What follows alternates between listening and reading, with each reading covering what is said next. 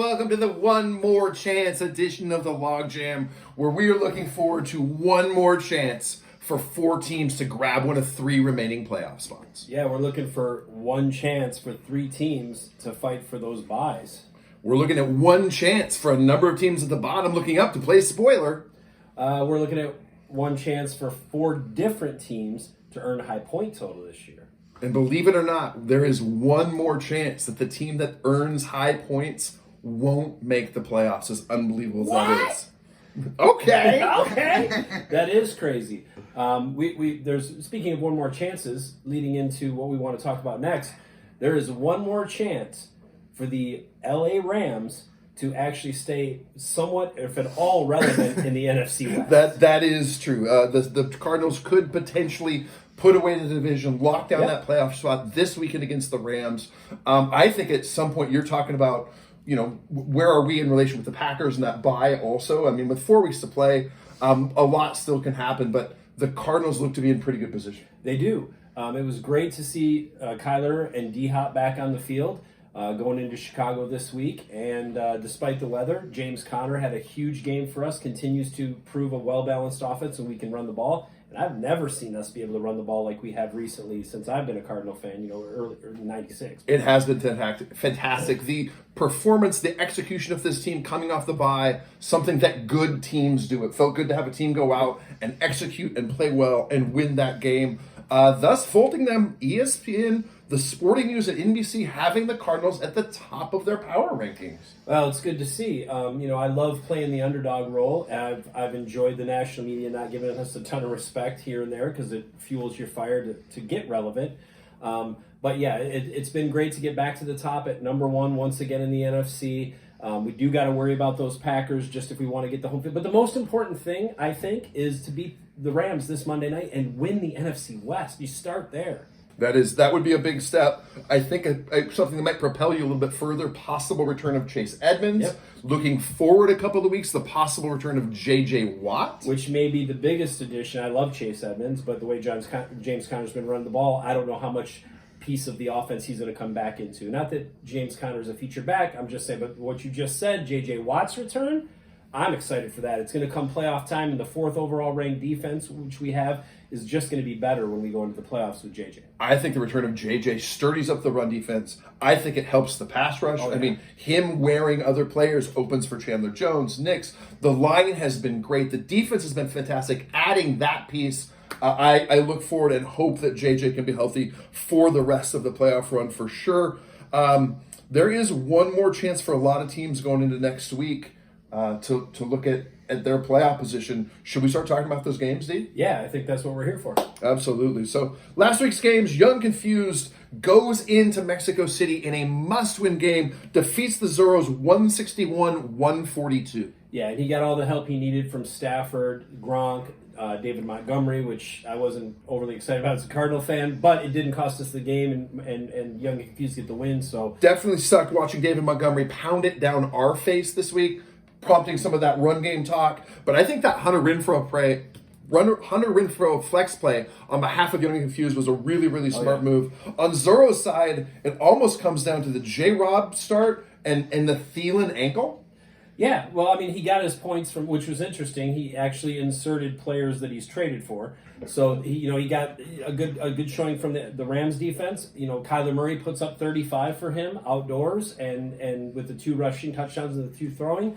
George Kittle puts up 43 per. If you're looking for positive sides for Zorro's moving forward, yeah. Kittle becoming the monster that he had been in the championship drive is a big sign for him for sure. But, even having that production from those positions, it wasn't enough, and it keeps you, like you said, Young and Confused relevant in the playoffs, and great job, Andrew. And the Zorros now has to fight for a bye.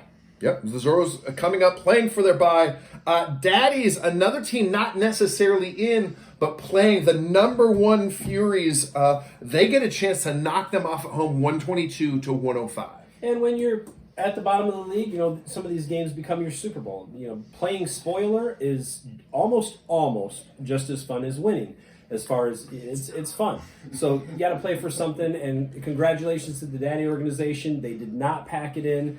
They came to play. They affected the playoff race.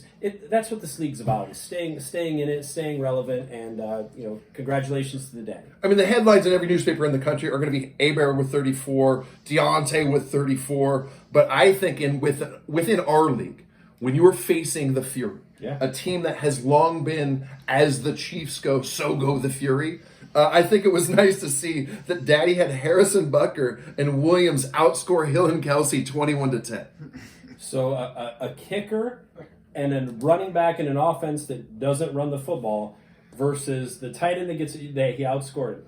And the number one receiver typically in over the course of the last 3 years for sure.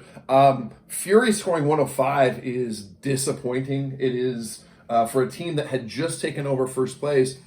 Now that point total drops them out of a bye, making this week set up to be make or break whether they get a bye or not. Well, you trend in December, and you either get hot or things happen. Hopefully you don't suffer injuries. But December is where you start to roll into the playoffs, and you want to roll with a hot squad.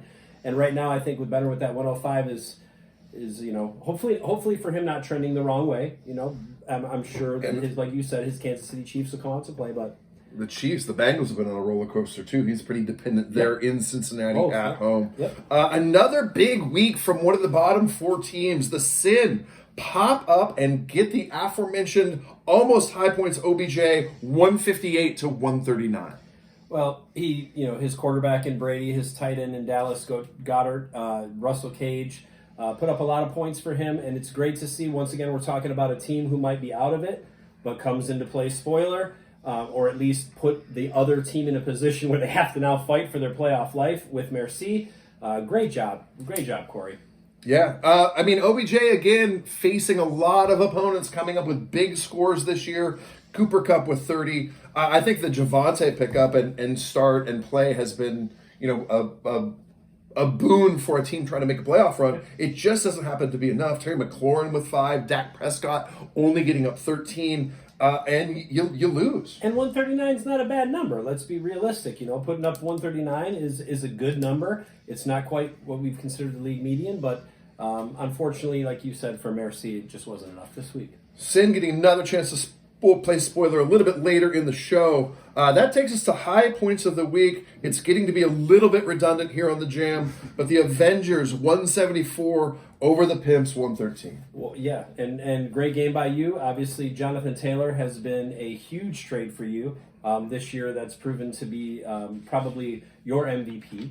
But Justin Jefferson also had a good game, as he always does for you. We're a little disappointed in Pimpville, but at the same time, getting high points in that game just proves that your team's for real going to the playoffs and rolling hot. We were really happy after having sat Godwin 1 week and JJ last week for them both coming back and responding, having big weeks, showing that there is competition, letting Jalen Wadley get a start. Maybe Elijah Moore getting a start next week. We'll see how that goes. But just a good locker room feel right now. It's a good win. We're hoping to get back. Thank you. Absolutely. Thanks for coming out. On your side, it's funny, the Indy defense, I traded for defense for to come up the next couple weeks, and you outscore me with the Indy defense at 25. Really nice play there.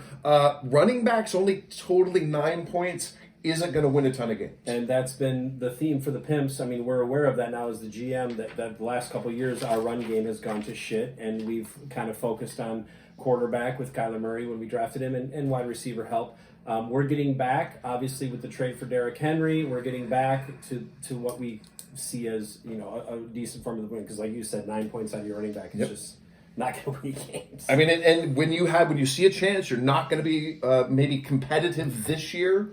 Moving to put an ultra competitive team next year together is a really good move. Hope that works out in Pimpsville. Thank you. The last game of the week, another one with heady playoff implications. The Scoregasms were at home, kind of put up a little bit of a dud, but they win even without the controversy, 116 to 91. Yeah, well, they beat Poway, and this is a game that I was hoping to be game of the week, and it seemed to be score-wise like it was going to be game of the week. But there's some mistakes that the Titans made by obviously starting or leaving a player on the IR, which is a subtraction of the highest points at that position, which cost him his points from Keenan Allen. All that being said, Billy wouldn't have won this game as far as point totals even if he hadn't done that error. Scoregasm still would have come out on top. But I mean, we did some research in show prep. There was 3 guys on the bench in Gallup, the Seahawks defense, and Freeman. Any one of those starts could have tipped the scales in a normal week. But maybe it was the Sony Michel move, allowing your opponent to pick up his running back's backup. Yeah, it's just, that's a savvy move, so I'm not blaming Billy for not doing it, but looking at who you're playing that week, understanding their roster, and the fact that he could have blocked Gary by grabbing Sony Michel, which after losing Christian McCaffrey would have gave Gary no run game, and you put those 21, 20 and a half points on Billy's squad instead of Gary's, and all of a sudden there might be different results, and Billy might be in the playoffs already.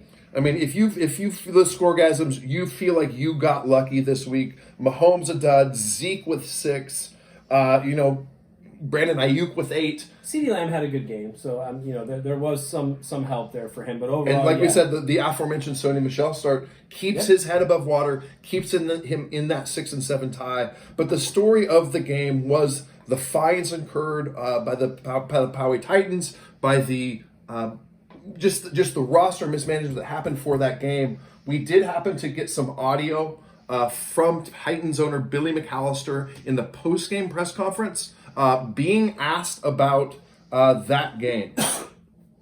And that was a disgraceful performance, in my opinion. We threw that game. We gave it away by doing that. We gave them the friggin' game. Yeah, in my opinion, that sucked. Yeah, in my opinion, it sucked. They did give the game away by not roster managing, and they did. A little bit later in that press conference, McAllister was asked about how that loss affected playoff implications across the rest of the league. Playoffs? Don't talk about playoffs. You kidding me? Playoffs? I just hope we can win a game. Well, this would be a big game to win. It really, really would. And that game is what we're going to get into next when we go to the segment that everybody likes, and it's just us picking games. Yeah. Well, it's still dick picks because it's you and I. but otherwise, here's a quick sample of what we like to call dick picks. Still dick picks. Dick's gone. We'll bring Dick back at some point. Oh, sorry. We're live. All right, game number 1, Avalon Avengers, 10-3, traveling to Who's Your Daddy, 5-8. Really not much on the line. The Avengers have locked the bye in, and we'll have a bye. Potentially best record in the league, high point still up for grabs there. On the Daddy side at 5-8, potentially could make the playoffs, but he would have to win. 3 teams would have to lose, and he would have to outscore at least one of them by 142-ish points. Yeah. Seems unlikely that he's going to be making the playoffs. So this one, just for laughs, who do you got, Darren? Well, I think it is unlikely, but you're saying there's a chance. So I think if you saw what Daddy did last week, he's not folding up like a cheap tent. He's going to come to play. So if I was you, I would still, even with that bye, I would still be sending out my starters, at least for the first half of the game. That being said, I'm going to take the Avengers. Oh, well, I marked it down. He sold me. I thought he was taking Daddy. I am taking Daddy. Daddy is a tough out. He's been a long time. He's been in the league for, I think, 13 of the 15 years, something along those lines. He's a scrapper, as he showed last week. Daddy is going to win this game going away. Well, that brings us to the second game, which is the Zorros traveling to Ohio to take on the Fury. Now, this is, I hope, going to be game of the week. I want to say this game is a game where the stakes could not be higher, but that's not even true. What the stakes are, both teams are into the playoffs. Yep. The winner of this game gets a bye in week 15 and doesn't have to play a playoff game, gets automatically to the semis. The loser goes and plays the 6th seed and has to win a game. And in fantasy football, we know week to week, that is no guarantee. Yeah, that is no guarantee, and that's why you want to eliminate how many games you're playing in the playoffs. So you don't want to play, as the Avengers won't be, but you don't want to play any games that you don't have to when you get in the playoffs. So that's why I see this game as the biggest game this week, because basically one of these teams is winning another win. And potentially could go out and by winning in an Avengers loss, win the regular season championship in points, and then outscoring the Avengers. If this is a high scoring game and the Avengers come out and put up a dud, one of these teams goes away with the high points money at the end of the season as well. So this is a really, really big game. I feel like this is a Fury team that has kind of plateaued a little bit. The Zorros have zigged and zagged, but they're on their way up a little bit. I think the Zorros really want that home game. They want to rest, and I think they take this one. And I'm going to see it the same way. Circle the Zorros for me. I just see that the Fury may be, like you said on that slide, last week didn't help to change my opinion. He's heavily relying on the Bengals and the Chiefs, so it's really going to come up to those matchups. It's going to come up with the Zorros to the Packers matchups. I like that option better. I'm going to take the Zorros on the road. Absolutely. And I love any week on the LOGJAM where we can talk about the first 3 best teams in the league as far as record in the first 2 games when we're going the least important games to the most important games, because each one of these next 3 games is the one more chance for these teams to make the playoffs or not. And we're going to start with the 5-8 SID with their chances play spoiler going in to the aforementioned 6-7 Poway Titans with everything on the line. Well, I bet Billy's paying attention this week for sure as far as roster construction. But yeah, this is a huge game. The Sin aren't also folding. They're playing good football right now. So Billy's got to bring his A game. Billy's got to have a lot of things happen right for him. But there's nothing more important on the line than that playoff berth. I think in just a Sin irony that you just don't find anywhere else. His 3 highest point scorers from last week, T.Y. Hilton, Sanders, Goddard, all on bye this week. I mean, just facing the worst possible luck all year long. Ridley's gone, and he's got a guy blow up a car. It's been a rough year for the Sin. Absolutely tough year for the Sin. I just don't see them going in. I think the Poway team is motivated. They're playing at home in front of their fans. I think the Poway Titans take this one. Yeah, I think all those things are correct, and I think that the Poway Titans are pissed. They're pissed off that the last week could have been different, and they're coming to play. So there's no way I'm standing in the way of the Poway Titans. All right. Well, we're on the same side of that one. This one I feel portends the same way, but we will see the Pimps with your chance to play spoiler. Yeah. 3-7 going to the Scoregasms at 6-7 when they need to win to get in. They need to win to get in. We've lost 7 in a row. So on both sides, there's some want, right? I mean, we're trying to get off the schneid, and they're trying to get in the playoffs. There's also the fact that Gary and I have played a lot in the past, and there's a particular dominance in this rivalry, and I'm sure he's trying to get off of that. There's a chance, one more this year, for me to make him cry by not missing the playoffs. And if you don't think that's on the chalkboard out on the way to the practice field, come see us. And in a week of one more chances, the Pimps could actually beat the Scoregasms, and Scoregasms could back their way into the playoffs. But if they lose, they will likely come up short. I mean, I don't know what to pick with my head or my heart here. It's a close game. Gary's still got to put in a kicker. I just think the team with their backs against the wall is going to win this one. I am taking the Scoregasms, but maybe might have a different rooting interest. I appreciate the good positive juju by picking against us, because that's always a thing here. But I'm going to pick on the side of history. I'm going to pick on the side of full sample sizes. And I'm going to take the Pimps. Attaboy, Darren. I love the confidence. Nothing on the line. We're not worried about any jinxes or mushes or any of those kinds of things. The gooch. Certainly not. So here we go. The game of the week. It has to be the game of the week because there are no consequences so stark as the 6-7 Merci Beaucoup traveling to the 6-7 Young and Fused. And it is simply this. Win and you're in. Lose, might not be in. There's probably a pretty good chance you might not be in if you lose. And you never want to leave it to others to determine your fate.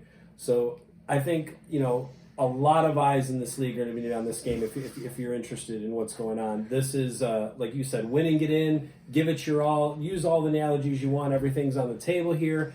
I'll start out here.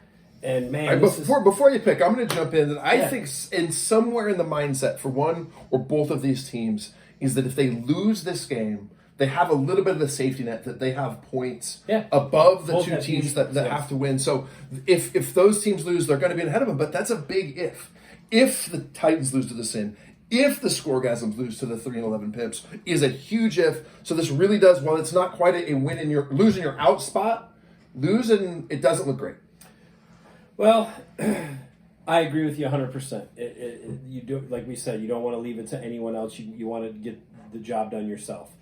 That being said, the way things are trending, I'm taking Andrew. I'm taking Young and Confused here. I've had them in the playoffs. I'm not going to back down from that. They had a little slide, but here they come. They're starting to play better. I think Saquon Barkley has a better game. I'm taking Young and Confused. Man, I've been back and forth. I equivocated in pregame prep. I don't really know here other than if you take a 3-game snap, it's one guy. You take a 5-7-game snap, it's the other guy. Yeah. I think you just go with the law of averages here for if no other reason. I think Merci Beaucoup breaks the curse, or maybe succumbs to the curse, but I think Merci Beaucoup breaks the curse and gets in the playoffs. There you go. Well, that brings us to the end of the pod. And as always, we want to thank you for watching. We would love if you would subscribe. We'll try to get some awesome content out to you. Hey man, I'm happy that I have an entire couch in my living room, but I'm just going to be on the edge of it for the entire weekend. Yeah, Can't wait for playoff week. One more chance to go. It's time. Let's go. Let's do this. Get your rosters in. Let's go.